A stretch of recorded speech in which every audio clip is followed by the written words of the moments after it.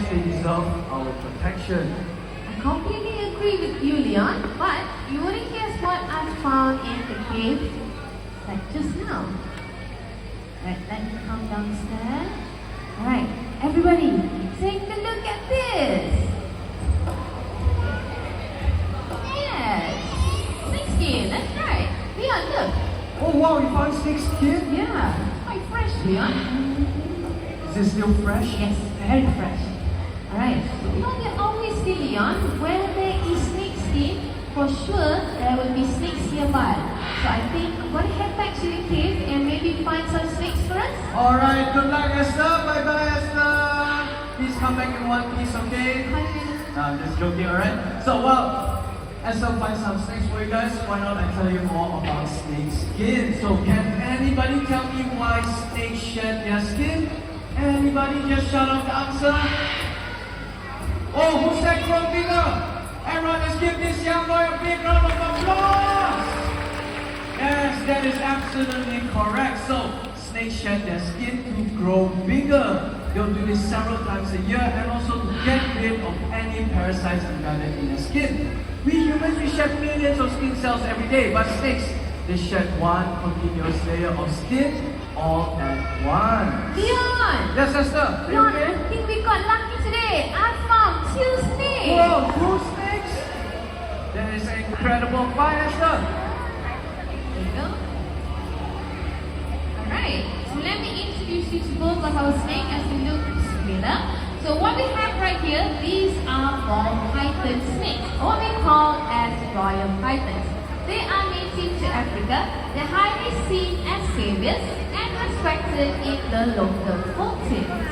Alright, so ball pythons, they are very gentle and non-venomous. And they get the name ball pythons because whenever they feel threatened or scared, they will actually curl up into the shape of a ball just to defend themselves. Alright, now, for this next bit for our segment, we'll need the help of our 2 brave volunteers that we have pre-selected before the show. So, can I have Iris to come and join with me? And who do you have, Esther? I have Levi. Come over.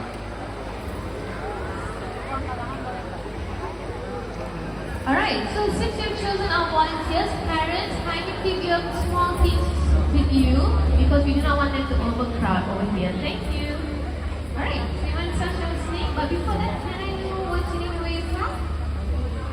So we have Levi all the way from Australia. And Leon, who do you have there with you? Or maybe he's more interested in asking.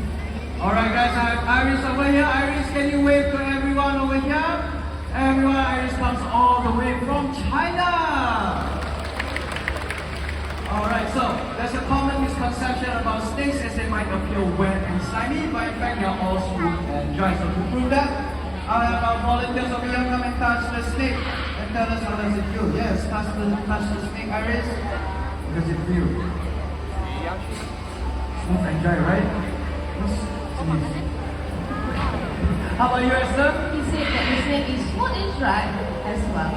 Yeah, so all snakes, they are all smooth and dry. This is because their scales are made out of keratin, which is the same material found on our nails as well as our hair. Now, for being such great volunteers, you guys get a picture with me and also the snake. Don't worry, I'll handle the snake for you. All you have to do is look at the camera and smile. Smile. Okay, thank you so much for our 2 great volunteers over here. Let's all give them a big round of applause. Thank you so much. You can please go back to your seat. Well done. Alright, but don't worry everyone, later on after the show, we'll bring out our snakes again so all of you can have a one-on-one time with our snakes. But for now, Esther has a very important message for all of you. That's right. So if you're thinking of buying a snakeskin handbag or even a pair of shoes, please keep in mind that this is not what is being used. These are actually what is being made from a real living snake. So countless of snakes every year are caught from the wild to fuel the fashion industry, and even more are caught to fuel the wildlife factory.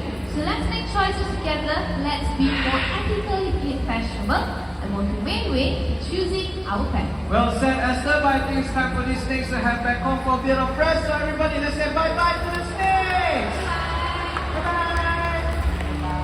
Alright now, from our cold-blooded reptile friends, now let's all take it up to the skies!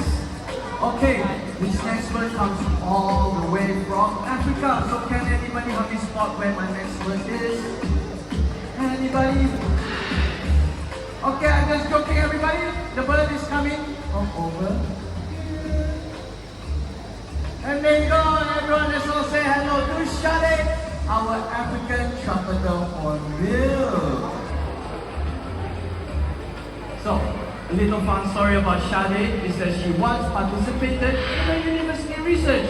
It shows that for the first time, the hornbills, they're incredibly intelligent birds, as they can even solve puzzles.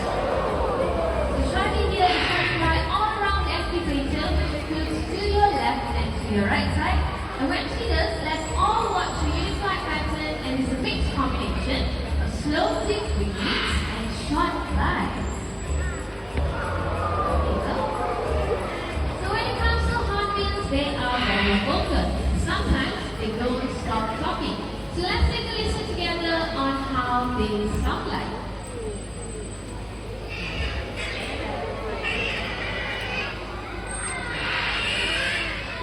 Leon, what an interesting call. What does it sound like to you? No, Esther, I think it sounds a little bit like you, like a crying baby. Yes, so they actually sound like a crying baby, and that incredible cast on top of her beak helps her amplify those unique calls that she makes.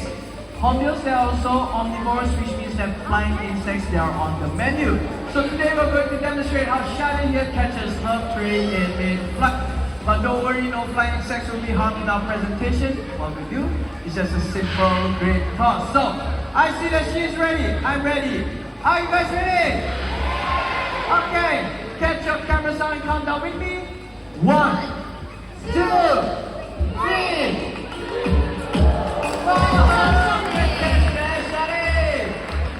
And then she now returns back to her nest in the trees over there. Let's Bye all bye, say bye-bye Shade. to Shade.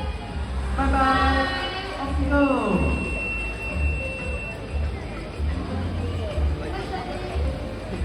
Or you can stay there, doesn't matter. You can hang on a bit as we meet our next friend. Okay, so the next bird you're about to meet might seem rather intimidating and a little bit scary, but don't worry, they're very gentle and not aggressive.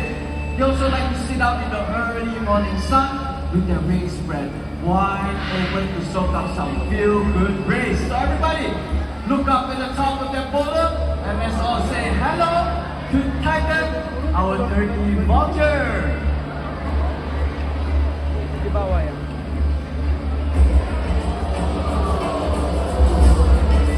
So vultures, they are scavengers, which means they do not hunt for live prey, but they prefer dead ones instead. Their remarkable sense of smell and can even sniff out carcasses far below the forest canopy. Titan. Okay, I'm being too short. There you go. Titan. So vultures are perfectly adapted to scavenging, which means they digest just about anything. They have high, extremely acidic stomach acid. Known as nature's cleanup crew, vultures does us a big favor to stop the spread of diseases like TB and rabies without getting sick themselves. Our conservation arm, Manda Nature, works together with communities and conservationists across this region to do our part to protect and save these beautiful birds before they disappear forever. Well, thank you, Titan. Bye bye, Titan. Bye, Titan. Bye bye. Right, so before we introduce you to our next animal, I would like to share a success story with you. So 50 years ago, the smooth-coated otter completely disappeared from Singapore as the waterways were too polluted to support animal life. Our government then started a nationwide campaign to clean up our rivers, and by the 1990s, the smooth-coated otters returned. Today, close to 200 individual otters make the Singapore waterway their home. So let us all meet the close relative of our smooth-coated otter. Let's say hello to Mia and Stallone, our Asian small claw otter. Hello Mia. wait for your brother. After a quick stop, oh sorry Mia, for a quick snack, let's watch how they swim.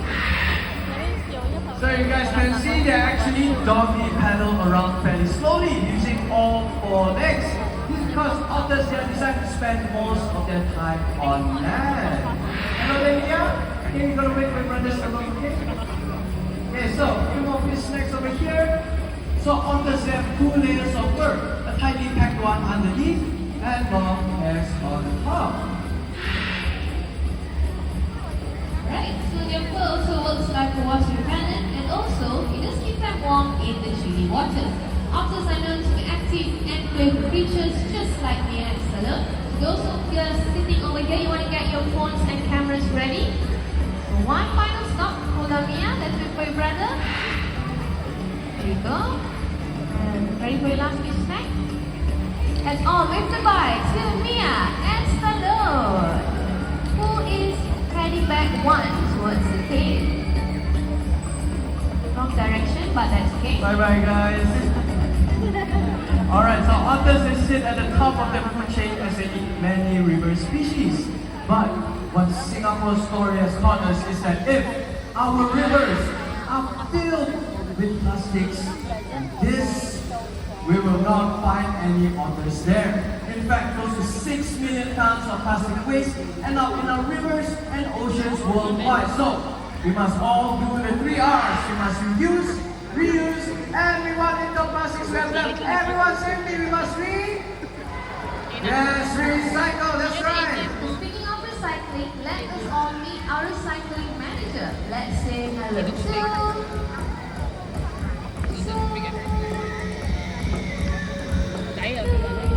Wiz and his trainer Lily.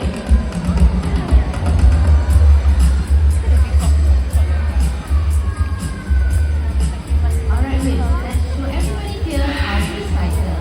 Plastic bottles into the bin. Good job Wiz. Tin, alright, one final rubbish left. And into the bin. Because otters like Wiz can recycle, I'm sure all of us can do it too. And remember, clean rivers have happy otters. One more time, let's give it up to Wiz and thank you, Lovely.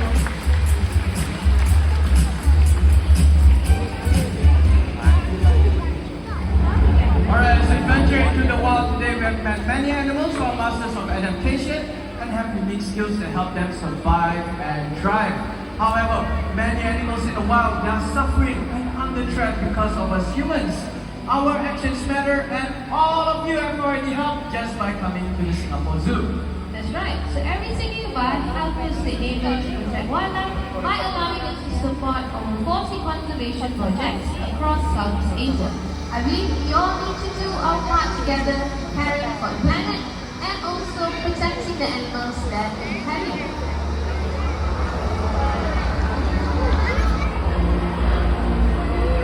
As our journey into the wild comes to an end, remember this: a world without wildlife is a world without beauty.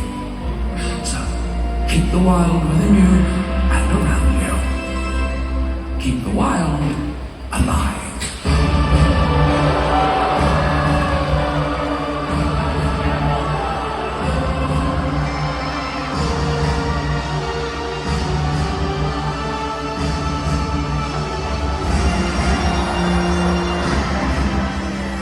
Alright guys, and again we have come to the end of our presentation into the wild.